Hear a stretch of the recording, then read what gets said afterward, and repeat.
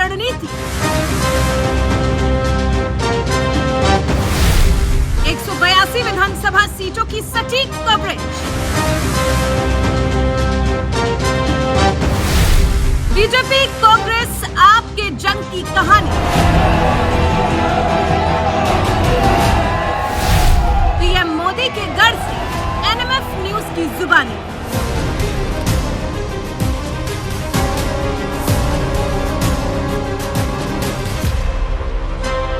गुजरात का साहिब कौन?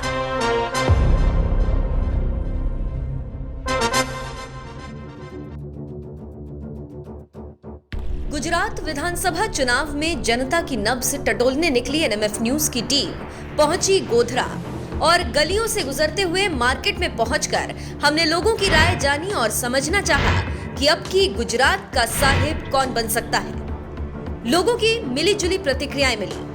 यहाँ पे माहौल तो हिंदूवादी भी चल रहा है और विकास भी चल रहा है।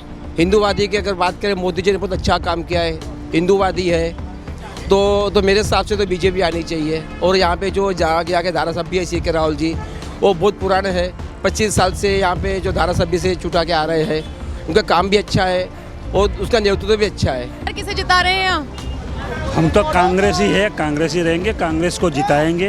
हालांकि गोधरा पहुंचने के बाद ये जानना बेहद जरूरी हो जाता है कि 2002 दंगों का प्रभाव अभी तक क्या पड़ा है।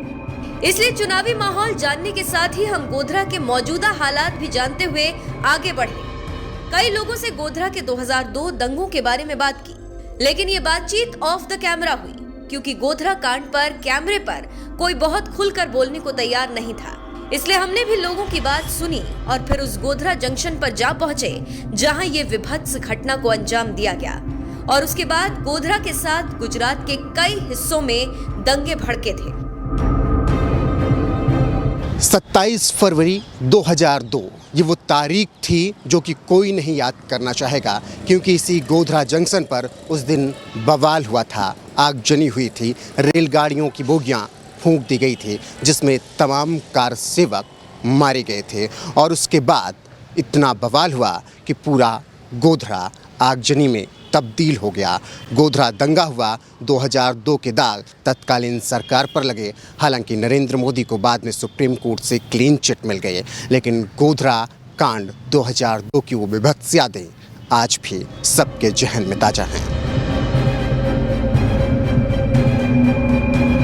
हालांकि जो भी आरोप गोधरा दंगों को लेकर तत्कालीन सरकार यानी मौजूदा प्रधानमंत्री नरेंद्र मोदी पर लगे थे, उन सभी आरोपों में सुप्रीम कोर्ट ने उन्हें क्लीन चिट दे दी है। ऐसे में हमने भी लोगों से जानना चाहा कि क्या नरेंद्र मोदी को बदनाम करने के नजरिए से उनका नाम 2022 दंगों में उछाला गया था। धीरे धीरे जब हम लोगों से ये जानने के लिए आगे बढ़े तो कुछ लोगों ने दंगों पर बात की और बताया कि यहाँ पर कुछ ऐसा नहीं हुआ था।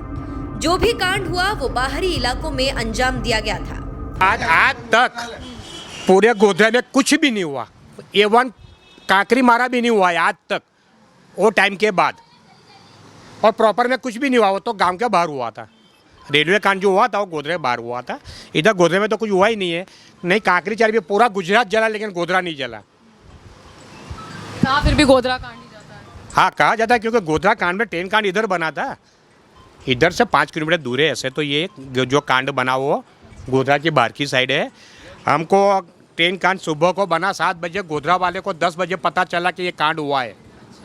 हाँ, और भी पुलिस की गाड़ियाँ निकली, भाई एक दुकानें बंद कर दो, मार्केट बंद कर दो, तब हमको पता चला कुछ हुआ है। तब तक तो पूरा गोधरा वाले को पता नहीं था क्या था। इसके अलावा ऑफ द कैमरा बातों में लोगों की यही राय थी कि उस वक्त कई चेहरों को बदनाम करने के लिए उनका नाम उछाला गया था। ऐसे में हमने पीएम मोदी के बारे में गोधरा के मुसलमानों से भी राय ली। हालांकि लोगों के रिएक्शन कुछ खास नहीं मिले, लेकिन एक मुस्लिम शख्स ने पीएम मोदी के बारे में बात करते हुए सराहना की है और बताया, असलम भाई, मोहम्मद असलम भाई, मैं यहाँ की गोधरा का रहने वाला हूँ। ये लोग जो मोदी है ना, वो अच्छा काम कर रहा है, वो देश के लिए अच्छा काम कर रहा है। पर जो उनके जो चाहते लोग को है ना, वो लोग अच्छा काम नहीं कर रहे हैं। जहाँ भी वो देखो, जब वोटिंग का टाइम आएगा ना तो हिंदू मुस्लिम करेगा।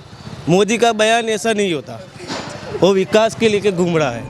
अब इन सब बातचीत के बाद हम एक ऐसे चौराहे पर पहुंचे जो दो धर्म के लोगों के लिए बॉर्डर का काम करता हुआ दिखाई दिया। ये एक चौंका देने वाली जानकारी थी। पता लगाया तो लोगों ने बताया कि चौराहे की एक तरफ सिर्फ मुस्लिम्स ही रहते हैं, जबकि दूसरी तरफ हिंदुओं की आबादी ज्यादा है, लेकिन सभी धर्म के लोग उधर रहते हैं। गोधरा का पटेलवाड़ा, जहां पर इस वक्त हम मौजूद हैं, ये एक चौराहा है और इस चौराहे की दास्तां बहुत अलग है। आप सामने जो देख रहे हैं ये एक ऐसा मोहल्ला है जिधर हिंदू बाहुल्य क्षेत्र है। इधर हिंदू रहते हैं और इसके अलावा तमाम जाति के। अब दूसरी तरफ आप जो देख रहे हैं ये मुस्लिमों का इलाका कहा जाता है। हम वहां तक पहुंचे भी और देखा कि उधर मुसलमान अल्पसंख्यक ही रहते हैं। और ये कहानी ये बताता है कि 2002 में जो कुछ भी हुआ था वो आज तक टीस नहीं निकली है और इस चौराहे का बंटवारा इस बात की तस्दीक करता है। पटेलवाड़ा चौराहे की ये जानकारी झकझोर देने वाली थी और ये बताने के लिए काफी थी कि 2002 दंगों की टीस आज भी किसी के जहन से नहीं निकली।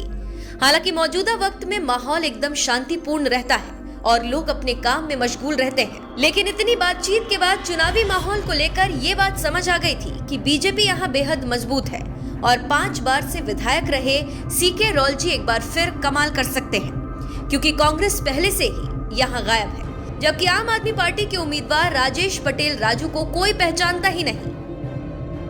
कोई सवाल ही नहीं है। केजरीवाल में तो इधर 500 वोट निकल जाए तो नसीबदार है। कौन राजेश पटेल है वो कोई गोधरा की पब्लिक तो पहचानती नहीं है कि कौन है ये। केजरीवाल का उम्मीदवार कौन है? राजेश पटेल है, हम जानते हैं। कौन है मैं खुद जानता हूँ, लेकिन कोई भी गोधरा वाला बता दे कि ये राजेश पटेल ये केजरीवाल का उम्मीदवार है, इसको पहचान सके तो ये धंधा छोड़ के चले जाऊँ। मतलब साफ है कि जिस गोधरा कांड पर बीजेपी को लगातार घेरा गया वहां वही बीजेपी मजबूत है। जानकारी देते चले कि 27 फरवरी 2002 की सुबह अयोध्या से अहमदाबाद लौट रही Sabarmati express Godhra railway station के पास रुकी। विध्वंसक बाबरी मस्जिद स्थल पर एक धार्मिक समारोह के बाद अयोध्या से लौट रहे यात्री हिंदू तीर्थयात्री थे। बहस छिड़ गई और इसके बाद बवाल बढ़ा तो बोगियों में आग लगा दी गई, जिसमें कई कार सेवकों और लोगों की मौत हो गई। इसके बाद 28 फरवरी को मुस्लिम इलाकों में बवाल शुरू हुआ और हिंसा भड़क गई थी और गोधरा आग के गोले में तब्दील हो गया था। फिलहाल माहौल एकदम शांतिपूर्ण है और गोधरा की जनता चुनाव का इंतजार कर रही है। गोधरा से उमाकांत उपाध्याय, नम्रता शर्मा, मोहन मंडल के साथ रोहित पांडे की रिपोर्ट।